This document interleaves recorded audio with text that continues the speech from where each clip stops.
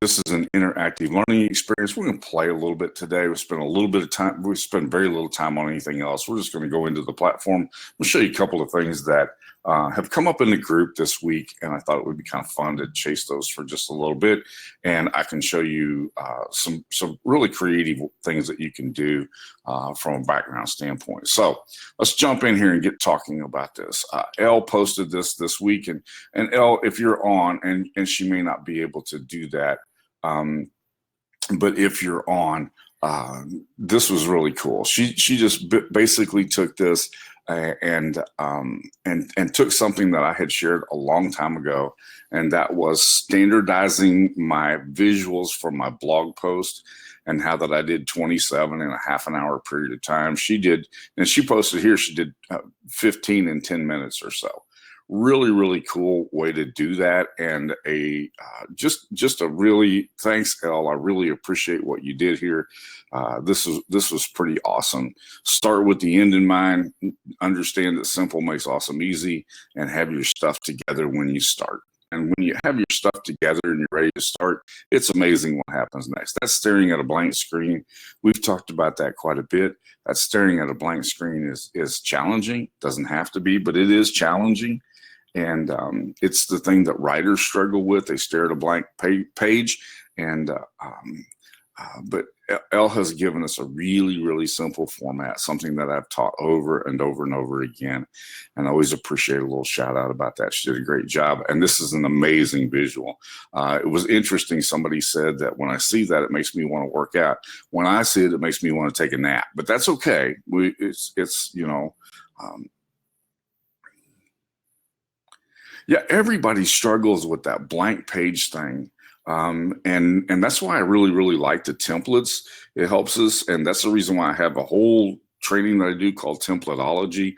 I have a training in a different platform now, and guess what I'm calling it? It's about pop-ups, and I call it Popology. So I kind of have a little fun with that ology thing, as most of you know.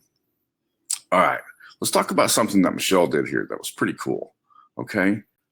Michelle, we had a long conversation a couple of weeks ago about YouTube splash pages, and that's the thumbnail that comes up when you go into YouTube, and how that the person's picture on it was necessary, and that now once somebody finds you in the YouTube search, why would they click on your video as opposed to anybody else's? And so there's some pretty cool stuff going on. Just a simple search in YouTube, and we've done that several times in these webinars, just to show you what pops up and how important it is to have something that captures people's attention. Facebook's a battle for attention. YouTube used to be just a battle for keywords, but now it's once they found you with the keyword, are they going to click on you as opposed to somebody else? And so Michelle took that and did some really cool stuff with that. And so I wanted to share that with you today. I like what she's done here. I really do. She had a lot of fun using the background removal tool. And I'm going to take some of the things that she talked about in her experience here, and I'm going to use those on the platform to go to do our training this morning, okay? So just another one of those things, she's just walking her way through this. This was her first attempt, and then this is where she went, which I thought was a pretty cool direction, right? I mean, we've seen some progress made here. The next thing I want to talk about on the agenda today, I'm going to talk about when we get into the platform, this came up, Suzetta, who has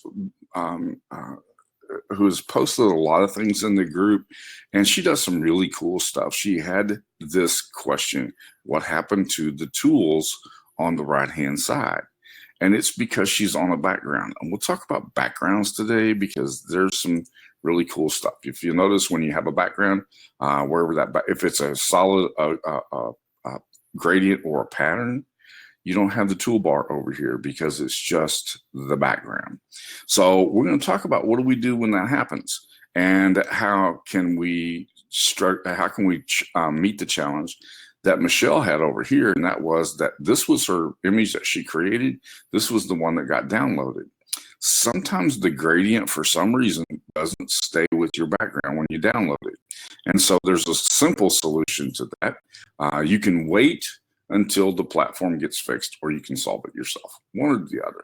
You know, I'm the kind of guy who thinks, okay, it's great now that now the developers understand that, but I'm gonna move on. I'm not gonna wait for them to fix something. I'm just gonna fix it myself. So I'm gonna take you through a process of what you can do and to do that. We're gonna talk about backgrounds. By the way, this is the same background. And it's exactly the same background. I'm going to show you how we arrive at that and how we achieve that and what we can do with that. And I've got some creative little tricks I'm going to show you with this one in the middle. And then here's another thing that you can do. You can filter. And notice these 4 images all look pretty much the same. They all look pretty much the same to everybody. This one in the upper left, this is the original image, and then the rest of those have 30% filter applied. Now this is what I want you to see. Hey Sharon, good to see you this morning. They're very close.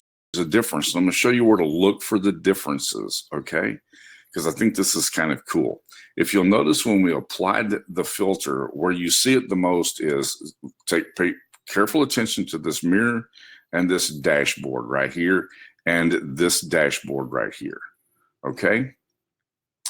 And you look at this one has a different color dashboard right here, or has a different color dash right here. Do you see that?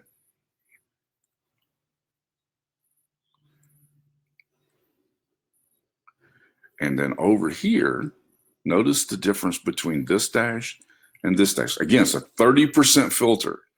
And what happens is people will apply the filter and they don't realize that they can reduce the opacity of just the filter. And so that's really important. And I wanted you to see this. This is an easy way to visualize this. This is an old vintage dashboard. And so I applied I applied 3 different filters here at 3 different opacities. And notice the different filter applied in the mirror. The reason why I'm saying this is because when you see these pieces, okay, what do I want to highlight? Sometimes you can highlight it with the filter. Does that make sense? If I want to highlight something, sometimes I can highlight it just by filtering. And that's kind of cool. Now, while I was playing, what I mean by that is if the steering wheel doesn't change. You notice this, the steering wheel doesn't change. This old dashboard right here basically doesn't change. But if for some reason I wanted to draw attention to something, and you don't notice it as much here, but I use this picture because it's important. You take a sunset, and I can change drastically the sunset. And I can change drastically the sunset. And I can highlight various areas in that sunset by changing the filters and the opacity. But I wanted you to be able to see that these are 3 completely different filters set at 30%. It happens to be they're all 3 kind of vintage retro sort of a look, okay? Now, yeah, and we'll probably do that. I may even show you, it depends on how much energy I have to do this, but may have, Robin, I'm not sure whether that's my audio or me. Okay, just roll with me if we can here. If you have audio issues, can somebody give her instruction for refreshing if you're having, is anybody else having an audio issue?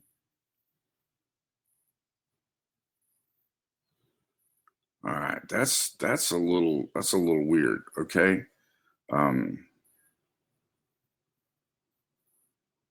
wow. I just ran a test just before I logged in, and it said the audio was perfect. So that's interesting. All right, is it better now? Okay, good. Don't know what happened there.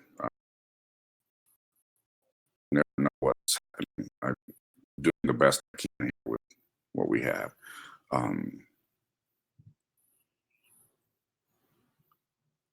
Okay, good. All right, well, that's not going to help.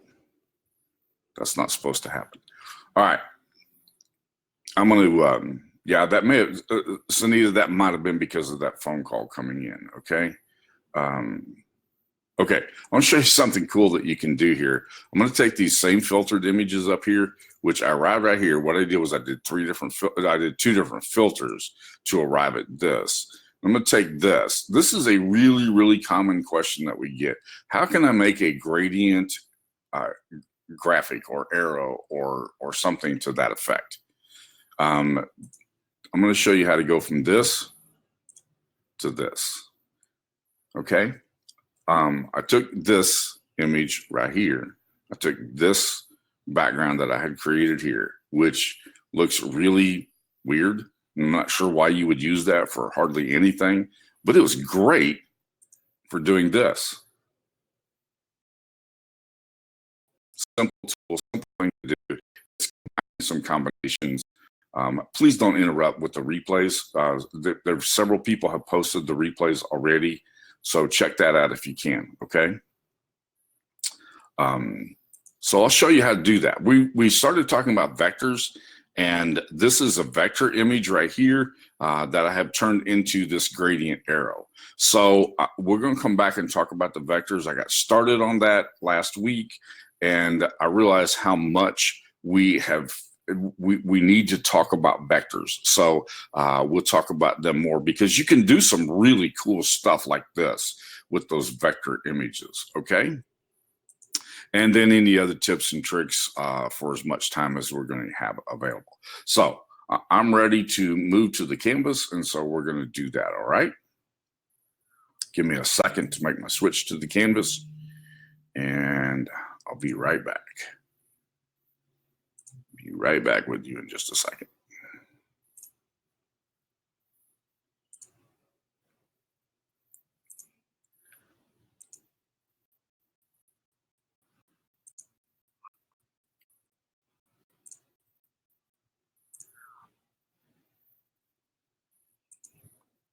All right, are you all seeing my screen now?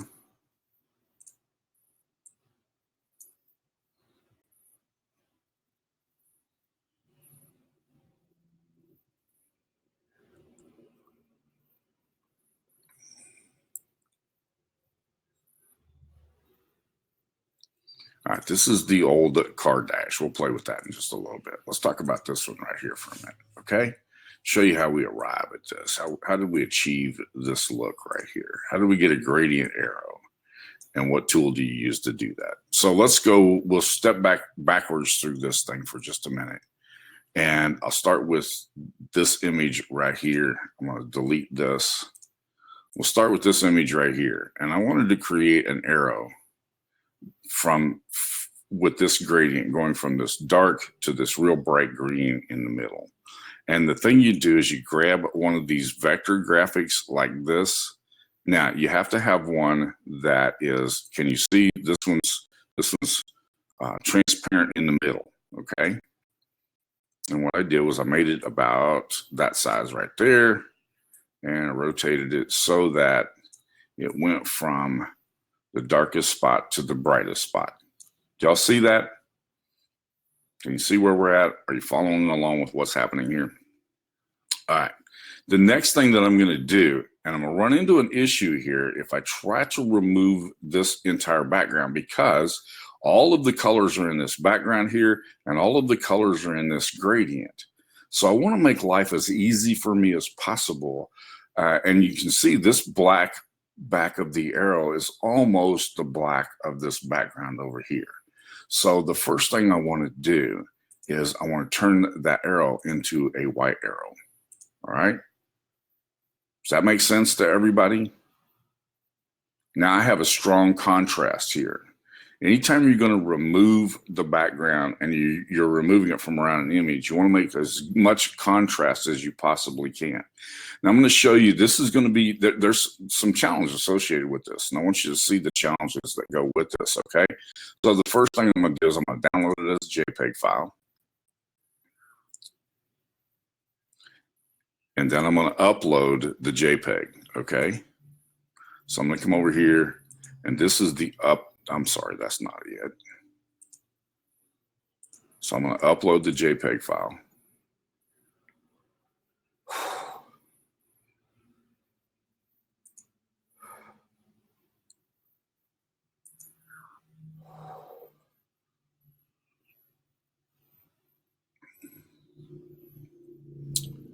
Hold on just a second.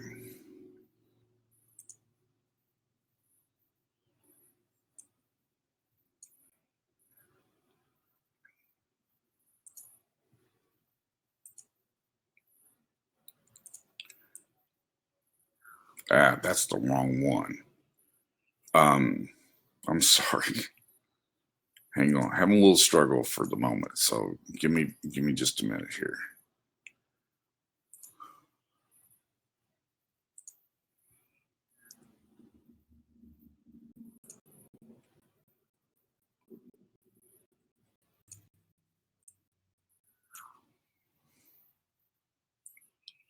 All right. Can you tell that I have that as the JPEG image? Can you see that now?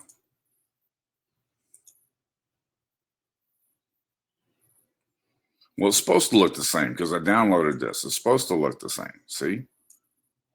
All right. Now I'm going to delete this stuff from that I had previously. Let me get rid of all of that. I'm even going to get rid of this red. I have this. Okay.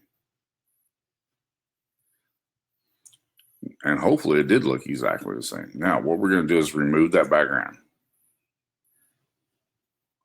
It's interesting because the tool is going to say, I know what you want to do. Not really, but stick with me.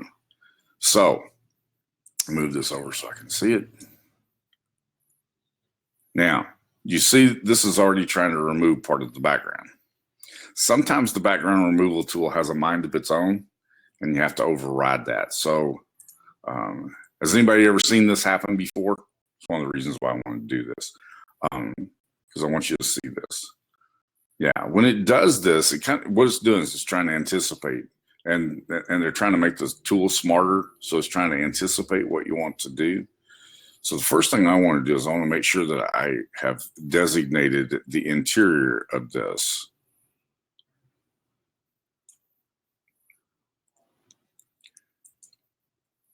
Now, the next thing is we come up here. Now, do you see how this? Do you see what it's doing?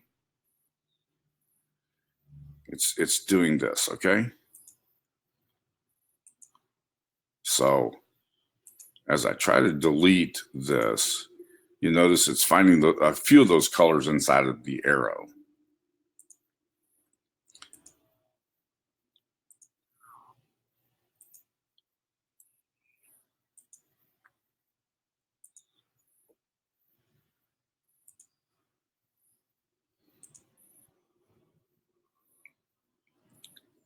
Now, I want you to look carefully at something. I've deleted the color from around the outside. I've got a little bit of cleanup work to do on it. But one of the things that happens is that I use the white, and I've got a transparent background over here. So you might not see that the white's still there. This is one of those cases where adding a background can be helpful. All right. Now, I don't want to leave the background there. And that was the question that Michelle had asked in the group, was that why is it that I know there was some place where Eric clicked on something and it had a background that he could see, so there was a contrast. That background is right down here where it says background. So you grab that background tool right there, and you can switch back and forth between a color background. Now see how the white stands out, or the transparent background. I want to make sure that I eliminate the white, okay? I did it for contrast, but now I want to make sure that it's gone. So now I've eliminated the white background. I want to make sure that we don't get, and I'm going to have to make my brush smaller, but I want to make sure that we get that so that the arrow looks proper. All right, are y'all seeing that? I still got this little spot over here. I'm going to come over here and clean that up. And now it's good. All right. Y'all following along with me? What did I click to toggle back and forth? I clicked the background. Pay very careful attention to this menu down here at the bottom, because there's lots of tools in that menu at the bottom.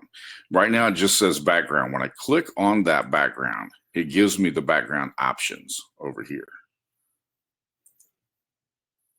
And so it gives me a chance to be able to see how clean does that arrow look. It looks pretty clean. So we're going to call it good. Because remember, it was a hand-drawn arrow anyhow. So now it's okay. Now I'm going to show you what happens next. Now I've got the transparent background. You always want to make sure you got transparent background after you've been playing with this and you don't save it, because if you save it like this, then you still have a background. So you want to make sure you get rid of the background, make it a transparent background. And then you click on done. And I'm going to show you what happens next, because this is kind of important. Notice how big my arrow is. Y'all see that? This is going to be clunky to try to deal with if I'm going to save it, right? Does that make sense to everybody? So this is where my crop tool becomes really important. Take my crop tool, and I'm going to come over here, and I'm going to crop this so that my arrow is just inside of that crop. All right? So now it'll be easier for me to deal with the arrow. I can rotate this and I can crop it even tighter if I wanted to do that. But this looks just fine, just like this, okay? How many of you knew you could do that? This crop tool is grossly underused. And so now I've checked Save to Library.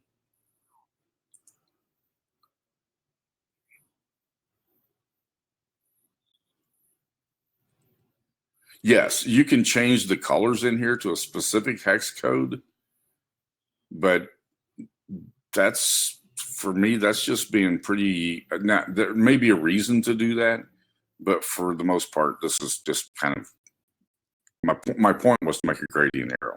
So I think sometimes we this is totally a personal opinion, but I think sometimes we overanalyze our stuff. And we fuss over something that's too insignificant. Yeah, it's a perfectionism that can slow you down. Does it make any difference how close this is? Everybody wants it to match their logo colors, obviously. You know. All right. Excuse me. I'm going to save this to the library, and I'm going to apply the crop, and I'm going to save it to the library. Now I have it over here. And you see, this is now smaller and easier to deal with. Y'all agree? I actually got two versions of that. It saved this one. So, simple way to create a gradient arrow. Now, it takes about 30 seconds. It takes about 30 seconds to do that. It took me about 4 minutes to explain it, but it takes about 30 seconds to do it. But this comes up a lot. Frequently, people want to make a gradient something, a gradient bar, a gradient star, a gradient arrow, lots of requests for gradients. Well, the easiest way is to create a gradient background, put your image over the top of it, cut out the image, and do exactly what we did. I mean, it didn't take but just remember, this is hand drawn. Stop being so analytical. This was a hand-drawn arrow, remember? Let's come over here and take a look at this. It's a hand-drawn arrow. Intention was for it to be hand-drawn.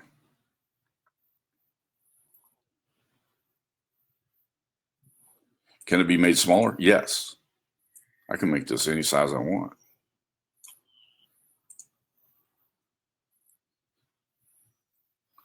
So what I want to do, now, okay, let me do the instruction, please. The vector can be made any size whatsoever. This image is going to pixelate because it's an image, okay? So please allow me to provide that level of instruction. This is a vector image, so it can be done any way that it can be resized at will. But this is an image, and so resizing it will pixelate it. That's the reason why I started out with it big, okay?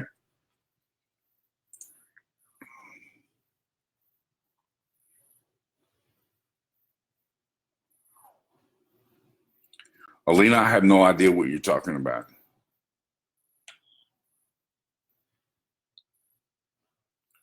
I really don't have any idea. That's a support question, and I don't do support on the webinars.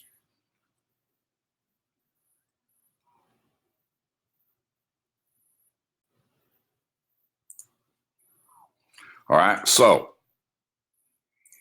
this is the first thing that you can do to make a gradient, all right?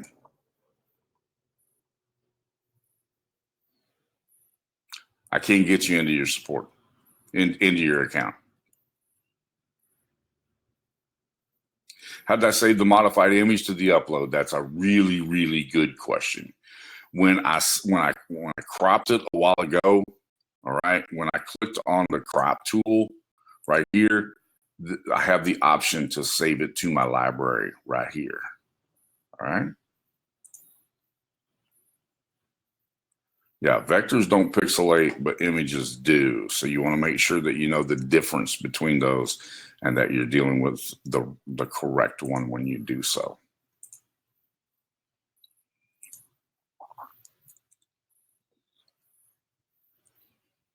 All right, does this make sense to everybody? Can you see now how you can do that? I can take any one of these up. I can take this image right here. Let me get rid of some of this stuff off of here. And I can come over here to my vectors. And I can find something else that might be cool. Like this one's hand drawn. This is going to be challenging because I got that little opening on there. I've got a little opening right there. Don't want to use that one, right? Just if you pay a little bit of attention to what you're working with before you start, it will make all the difference in the world. You said, now, Eric, what if I wanted to make a star and or something of that nature, something like that? What if I had this right here? This would look pretty cool, right? This would look pretty cool. So what if I had this? What if I wanted to do this? You do the same thing in reverse, all right? If you want to do this, you can do the same thing in reverse. And what you end up with is awesome. Just understand this, that what you're going to end up with when you do this is going to look really, really cool. So let me show you how to achieve that. I'm not going to get rid of these things. I'm just going to layer them on top of each other, okay? So I'm going to create a black background here, and I'm going to move that back one like that. Now I have this in the middle, right? Are y'all with me? You understand what I'm doing? All right. So now I have this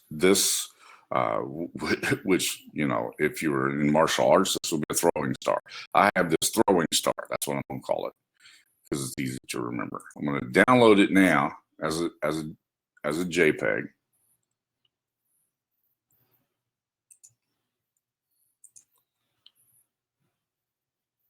And I'm going to upload it.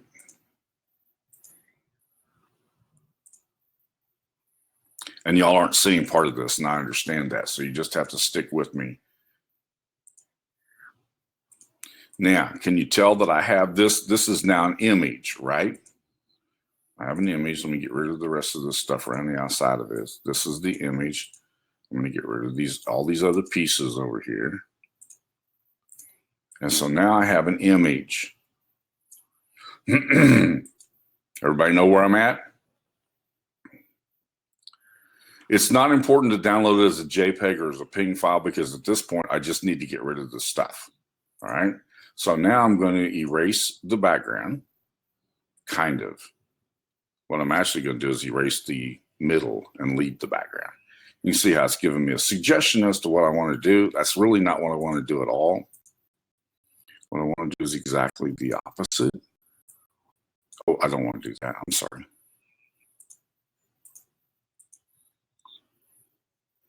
I want to keep the outside.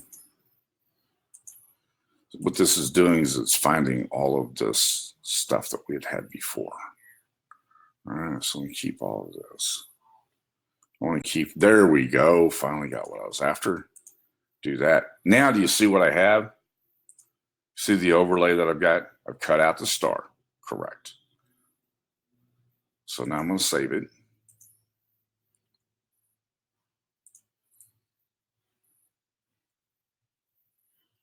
Now, what do you see?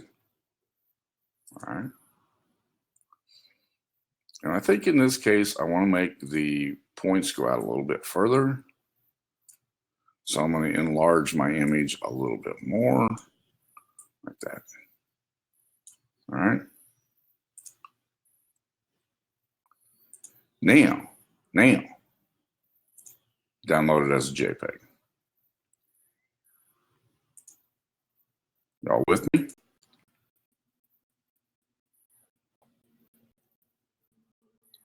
I'm going to download that as a JPEG.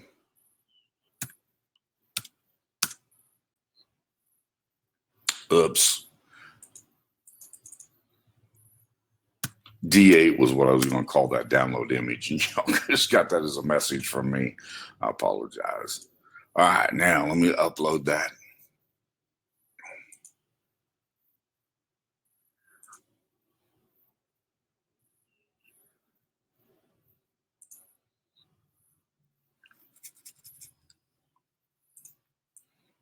Now, that's my image right there. But what I want to do now is now I want to erase that.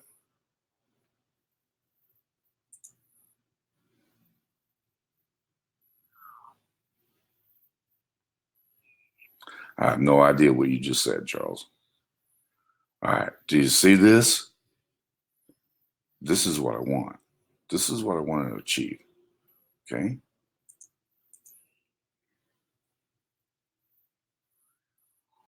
And now I've got this layered on a whole bunch of junk. So stick with me while I get rid of all the junk.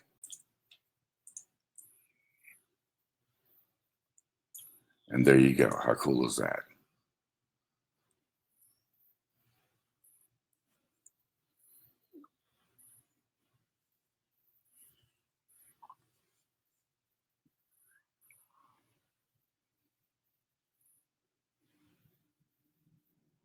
Oh, the truth is that's not me. Unfortunately, my wife did that the other day too. She said, "Who's this guy in your hat?" All right, see this? Now, I also want to crop this, right? So the earlier crop question, crop this.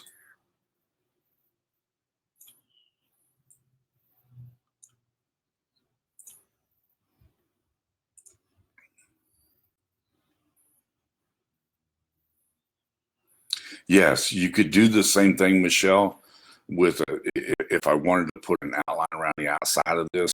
What would be easier if you were doing that with a vector image would just simply be to, and let me grab the vector image and I'll show you. What would have been easier is I could have just simply gone over here and put a border around that and made that a contrasting border like that. Okay.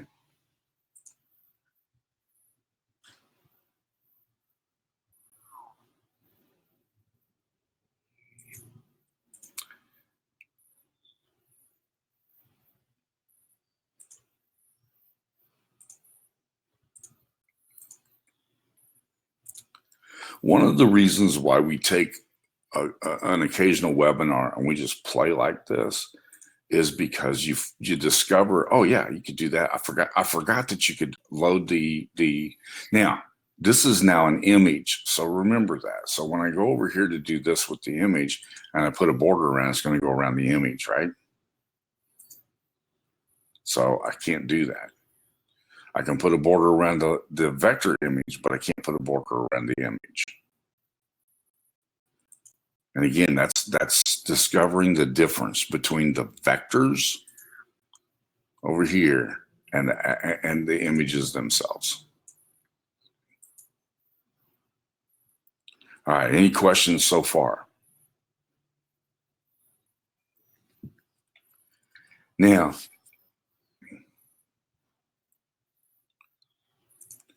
when you're trying to figure out, when I click on this image, this right here is the special effects. So I have borders, I have blurs, and I have shadows. I'm going to do an extreme here so you can see what I'm talking about. See there? That's the shadow. The blur, and we talked about blur a week ago when we were doing the gold ball, but there's the blur. Okay. And then that's the border, but because that's an image, I can't do the image. But it does blur the edges of this, which is kind of interesting. But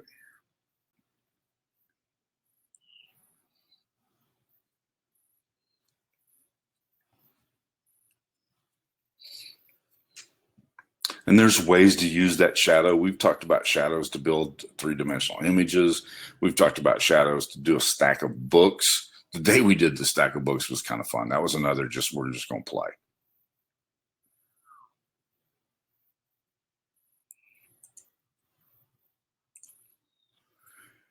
And all right, let's go back over here because I want you to. We're going to look at this morning, and then I'm going to have to go.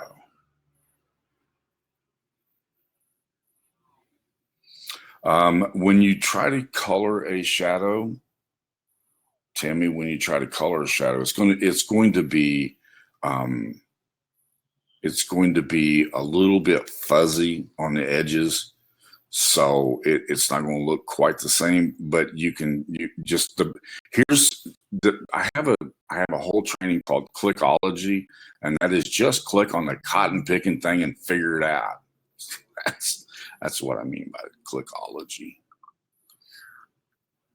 All right. The next thing, and this is that dashboard that I had earlier. Now, watch what happens when I do this. All right. This is the original. Okay. I can grayscale it. What just happened when I did the grayscale?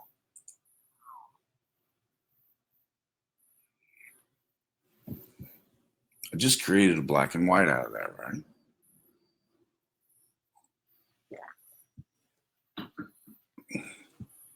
Now, here's what's kind of interesting about the grayscale and the black and white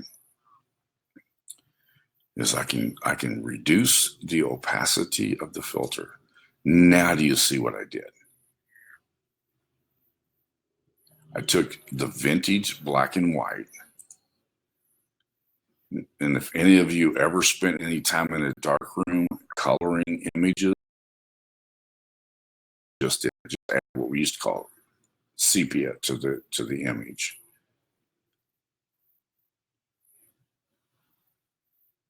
I think that looks awesome when you do that.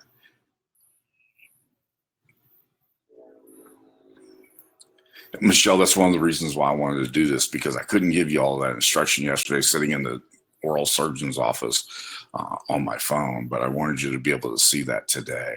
This little opacity button is amazing what you can do with this. And you can see the big difference that it makes in little ways, right? Sam remembers sepia tone.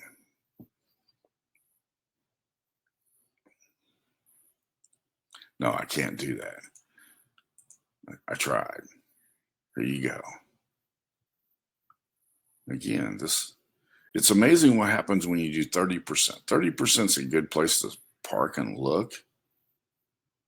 And check that out.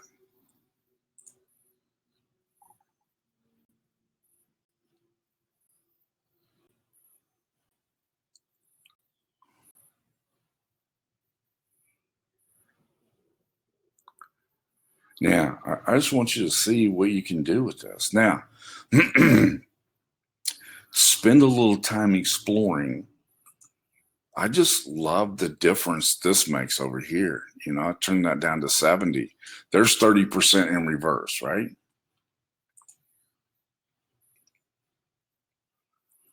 And then you have this. If that doesn't look like a scene from the 50s, I don't know what does.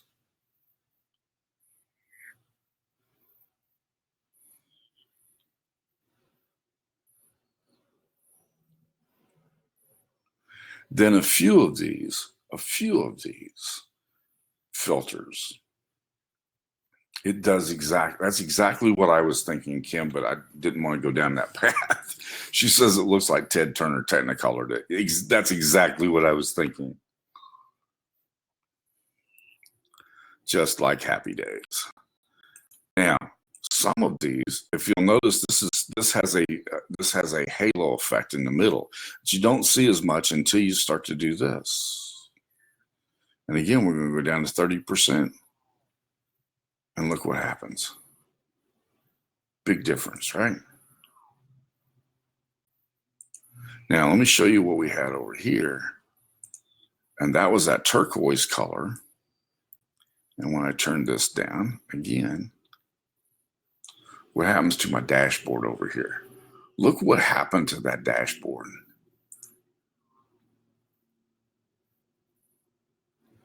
No, I can't color anything specific in the wheel. We have done this before. We've actually used the background removal tool. I don't have nearly enough time to do that today. We may do that in the very near future because I haven't done it for over a year.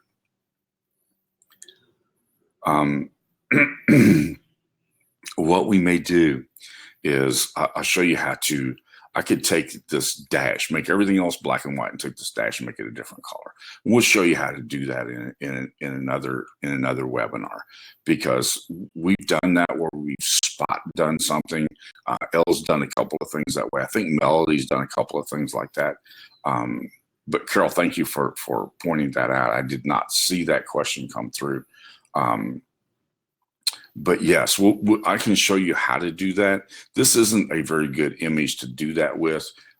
Requires too much time. It requires too much time in the webinar. But yeah, that was a pretty cool. We had a lot of fun that day. I hinted at it a little bit last week when I talked about changing what was inside of the top of that coffee cup. All right. Let's go back over here to the graphics, and I'll show you that we were talking about this one earlier. And let me grab a sunset.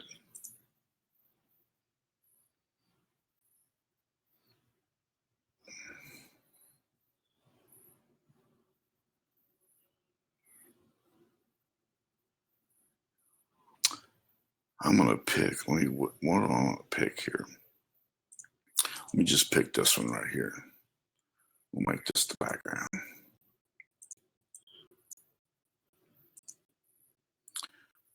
Go back over to the filters. I'm going to show you 2 ways to achieve this, okay? And then we'll be done.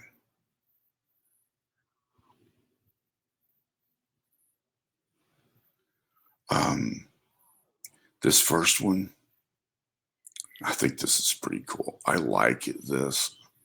But the rest of you, I'm going to take this turquoise right here. Watch what happens to the beach when I do this.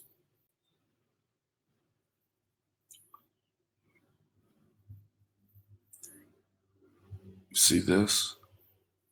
Change the color of that beach.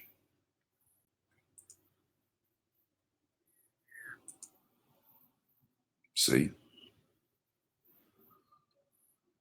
Now, a little bit, I'm going to let you on a little clue. The reason why I did that is because all of that, we spent 3 or 4 weeks on a color wheel one time. And what I'm adding in a filter to this brown beach is I'm adding this turquoise color. Okay. And then I'm turning it down. So I get just the turquoise, and what do I end up with? End up with a really nice brown color on that beach. It didn't affect anything else. Do you notice that? I got a little change in this skyline right here.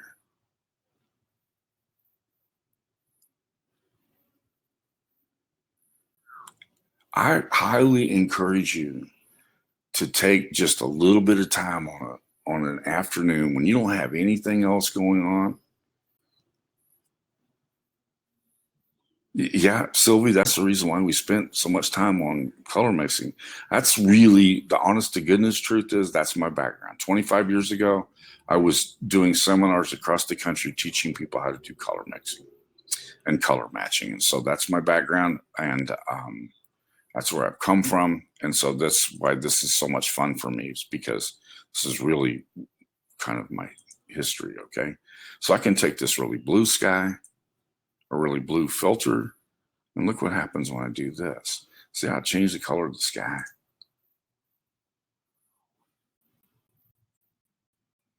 Oh, listen, Tony, I know that you're in the UK, so you don't have this excuse, but I I have 3 hours. I don't do anything on Saturday afternoon. It's because I'm watching Alabama football. And if you're an Alabama football fan, by the middle of the second quarter, the game's gotten so boring you don't have anything else to do. But I can't not do it.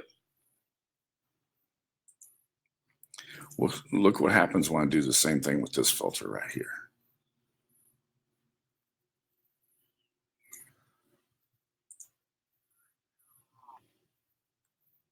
Yes, roll tide, roll. All right. Does that make sense to everybody? You see how you can use these filters? And then what you do is you save the image. I'm going to show you one more thing we can do with this. Let me go back up here, do this. All right. Let me get rid of all the stuff in the background here. I think that's just a background. Okay. Now, what I'm going to do, I've got this background here. All right. And I'm going to put this image over the top of this. See what I have? All right. Pay very careful attention to that. I have a gradient background that goes from the center out, right? Now I'm going to reduce the opacity of this. Look what's happening to the center of my image. See that? That's a filter in reverse. I'm reducing the opacity of the image on the top. And now by reducing the opacity of that, I'm letting the color below come through. And by having a gradient background in the back, you can do some really, really cool stuff with that. Y'all remember the time I did the reflection in the lake with the guy balancing, doing the balancing wire over the top of that? That's how I did that one.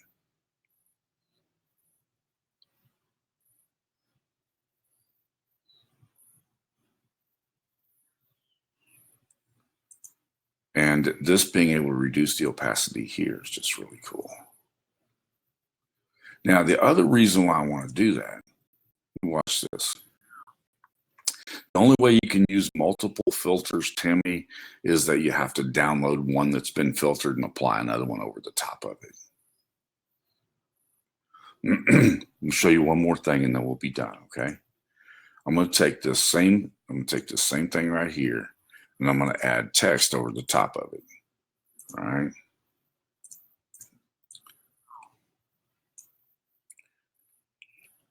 I'm going to make that a dark black. And you're going to see even when I do that, it's not going to help, okay?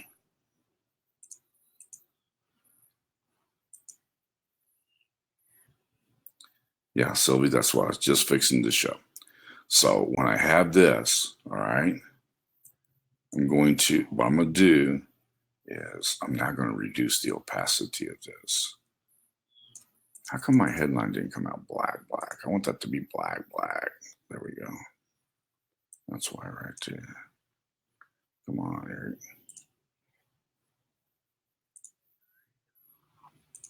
There we go. Now, when I reduce the opacity of this, it helps a little bit. If I make this white, it'll be better. I think it'll be better.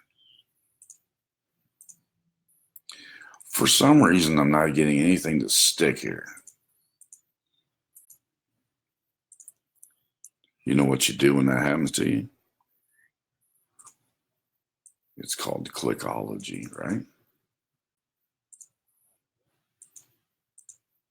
There we go. Now we got it. So I've got the text in here, but if I have that full on, see what happens? Yeah, Thank you, Melody. But by reducing the opacity, what am I doing? Making it easier to see.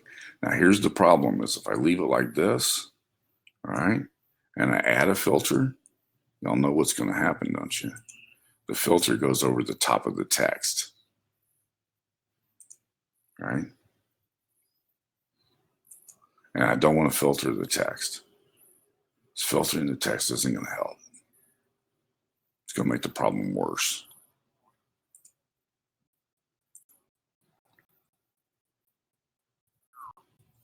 I was highlighting it, Sam. Yeah, I was doing it right. It just wasn't staying. So I have trouble with that bold headline. Not always fun. It always duplicates when I import it. All right. I'm going to have to quit. Are there any questions before I go?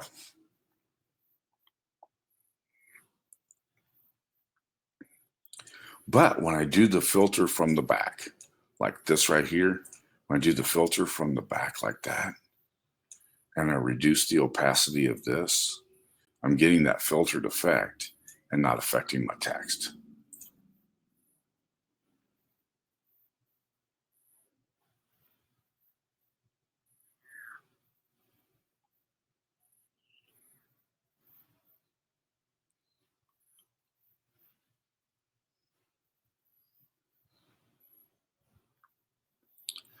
All right, everybody. Thanks for your attention today.